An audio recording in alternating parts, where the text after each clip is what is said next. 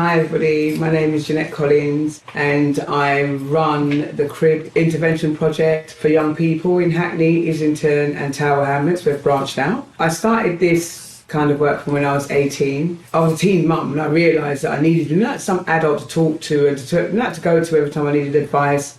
So I thought I'd like to start something like that myself. I've been doing this since 1978. But since doing this type of work, I've seen the climate change a hell of a lot. I've seen it change. Years ago, we had communities. When people use the term a village to raise a child, it was like that in the 70s, 80s, 90s, and it kind of sort of like flipped in the year 2000. Years ago, if you saw a child out on the street and they were smoking a cigarette, in my case, as well, right, smoking a cigarette, and you still saw them coming, you'd actually try and swallow the cigarette. And we never had mobile phones, we never had internet or nothing like that, but you knew by the time you got home, someone would have told your parents. Right, and then you know you're going to get them with a good old whack. Plus the fact that you used to say to your children, I remember saying to my children, don't do nothing out there, right, because a little bird will come and tell me all the secrets. But what they didn't realise was, everybody that knew your child and see your child doing something wrong would come back and relay that message to you. I think as society's gone on, the community is broken down. Different pockets of community of people that tend to want to just stick together rather than embrace other people's cultures. And I think this is what's causing a lot of the rift within our communities. I think that we all need to come together. Someone was saying to me about how do you think about the violence, why is this happening? For instance, and I don't know who this is going to really annoy, they've taken God out of the schools. I'm not throwing God at nobody, but they've taken God out of the schools, right? You're not allowed to, well basically you can't really pray, you don't do assembly. Years ago, people would come together and you had Jewish, you had Muslims, you had Sikhs, you had Hindus, you had everybody. You still sat there and prayed and embraced what people have been doing that day or that week and celebrated life every day. And that was through the prayer. And taken that all out of schools, right? So all that has gone from schools. What we've got here now is we've got a society that is frightened. Everybody's walking on eggshells. Britain is Britain. It's called Great Britain for a reason. We're all here together. We're all different cultures, different nationalities, different colours, and we should all be celebrating life together. But we don't do that. You set up a programme and you try and bring young people in. Then you get a culture of people that will totally not want to integrate and not want to be a part of what you're trying to develop. These young children are British young children. No matter what colour, creed, class, whatever they are, they're British young children. I was sitting and thinking to myself about what causes the violence within our community. People say parents, people say kids being kicked out of school, people say lack of respect, people say that they're looking for a family. And it's a combination of all them things. They blame it on bad parenting, but a lot of the young people that I know that have committed serious crimes do come from two-parent backgrounds. So you can't say it's the parents' fault there. What the government did, they've done a big shift on everyone. Go out to work, go out to work. We want everyone off the dole. We don't want no one to claim social security. Get out to work. When I was growing up, although my mum worked like a dog, you had someone at home. So when you came in, you had a hot meal. So when you came in, you had someone to talk to. There was somebody at home to greet you.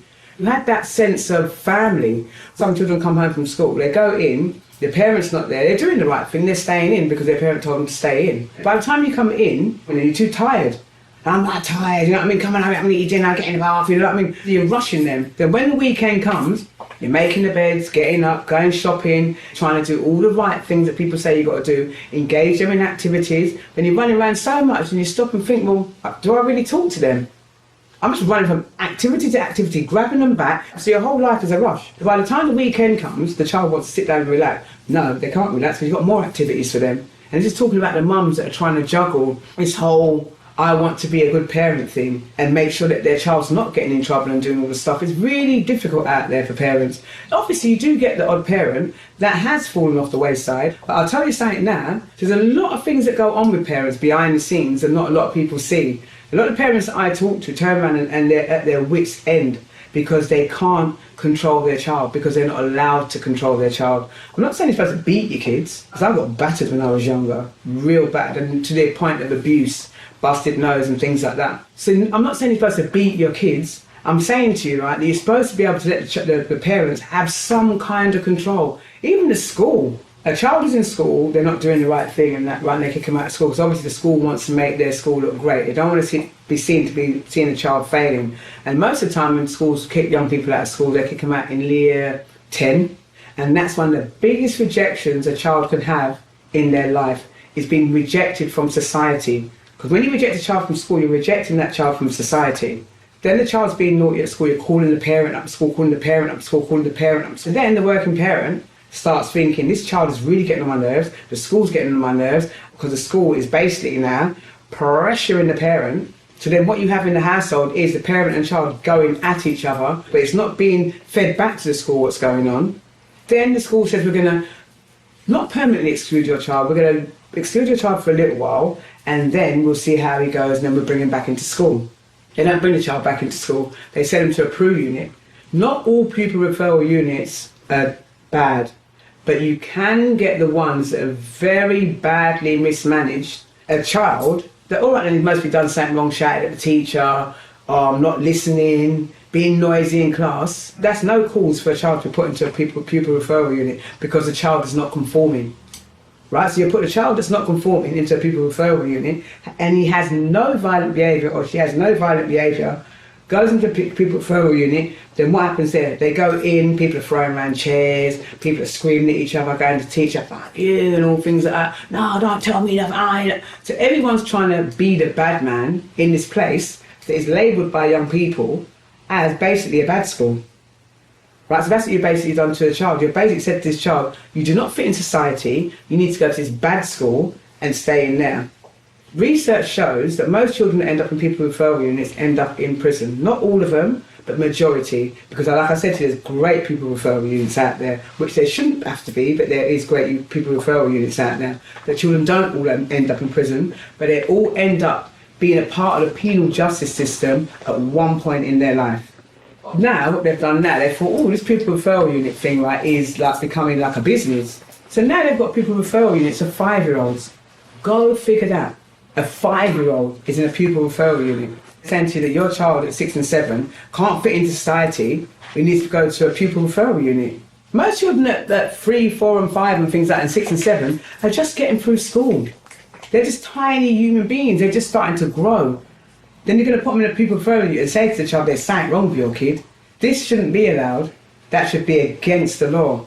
So it's these sort of things that we're doing to parents, to our society, basically. We're crushing down our society and saying that basically we can't really cope with our young people. But our young people are this, and we're demonising young people. Right, when a child was naughty at school before, it was just a naughty child. But now, when a child's naughty at school, right, it's like getting a big net and saying, oh, let's fish them out and fish out the ones that we don't want in our society, don't want them to belong in our society. Some children show violent behaviour when they're really small and that stuff, right, because they're angry, they don't know how to express their anger. There's no need for people to be putting them into pupil referral units. Any child shouldn't be put into a pupil referral unit. I'm sure that you can sit down and talk to young people. I know I go on a bit about schools doing the wrong thing, but to me, I think how schools can do it a lot better is, I know it's very hard to involve parents because we do a thing called Parents' Voice, and you try to involve the parents at the school, and some of them don't even turn up. They don't turn up for their children's parents' evenings.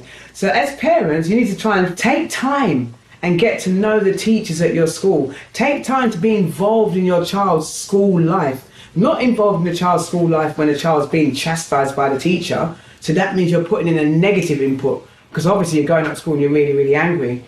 And the schools, right, try to sort of like celebrate nice things about young people. Because the other day, right, a parent told me that a child in the school down over in Shepherd's Bush side, they rewarded the child with a day off because they're done so well in class. Reward young people. When young people are, all right, and sorry to be a bit negative again, just a little slight bit negative, how can a child leave school without being able to read and write? If your child is not at that level to go up, because don't forget, we all do stats, we do all these tests, then we move the children up. But if a child fails a test totally, why are you moving that child up when that child already cannot cope with what's in the grade they're in already? Obviously the classes are full, we've got more people in Britain, but This is why you became a teacher, to be able to have children leaving school with education. You can't have children leaving school without education. And this, I think, has to go at more of a government level as well, that they change the law that children stay back. Or if you've got a child that is being rude in the class, really, really rude, have you tested that child and see if the work that you're giving that child is not challenging the child enough? Because most young people, when they're carrying on like that, you realise that they need to be more challenged. My youngest one, by the time he went to nursery at 3, he could read and write and do 10 times tables because I had a private tutor for him. So and then when he got to school, he weren't being challenged. It was only certain teachers that realised that he weren't being challenged. It's about moving children up that are more on a higher level and keeping young people back that are not really coping. And that's how I think you'll solve a lot of your problems.